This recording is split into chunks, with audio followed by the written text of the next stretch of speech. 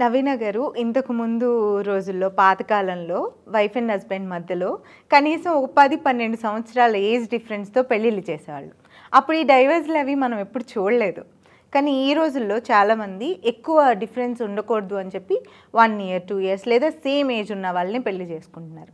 కానీ చాలా డివర్స్లు చూస్తున్నాం మనం. అలా అనుకుంటే చాలామంది సెలబ్రిటీస్లో కూడా హస్బెండ్ కంటే వైఫ్ ఏజ్ ఎక్కువ ఉన్న వాళ్ళు కూడా ఉన్నారు. 5-6 ఇయర్స్ డిఫరెన్స్ ఉన్న వాళ్ళు బాగానే ఉన్నారు. మళ్ళీ అసలు ఎందుకు ఏజ్కిను డివర్స్లకి ఏమైనా సంబంధం ఉందా లేకపోతే? బేసిక్గా గర్ల్స్ నా నాలెడ్జ్ ప్రకారం మాట్లాడుతున్నాను, ఆడపిల్లలకి తెలివితేటలు ఎక్కువ ఉంటారు జనరల్గా. మేబీ పెద్దవాళ్ళు ఆ రోజుల్లో చెప్పారు అంటే దెర్ ఇస్ ఎ రీజన్. ఏంటంటే ఈ పిల్లలు డామినేటింగ్ అయిపోకుండా అబ్బాయిల మీద కొంచెం అణుకుగా ఉంటారని.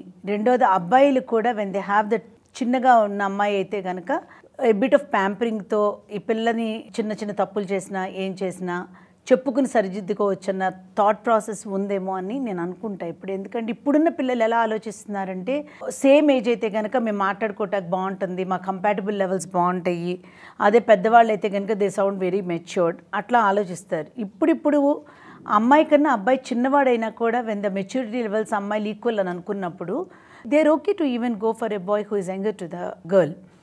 నేనేం చెప్తానంటే కంపాటబుల్ లెవెల్స్ ఈజ్ వాట్ పిల్లలు చూసేది, కానీ ఏజ్ ఇప్పుడున్నట్టు ఆఫ్టర్ 2 ఇయర్స్ ఉండదు. 2 ఇయర్స్ల ఉన్నట్టు 20 ఇయర్స్ తర్వాత ఉండదు. సో మనం ఏజ్తో పాటు గ్రో అవుతూ ఉంటాం, మన మెచ్యూరిటీ లెవెల్స్ కూడా పెరుగుతూ ఉంటాయి. ఆ టైంలో ప్రాబ్లమ్స్ అన్నీ క్రాపప్ అవుతూ ఉంటాయి. One finds dominating over the other person. So ఆ age gap at least 2 to 4 years of age gap I feel is always good between the children.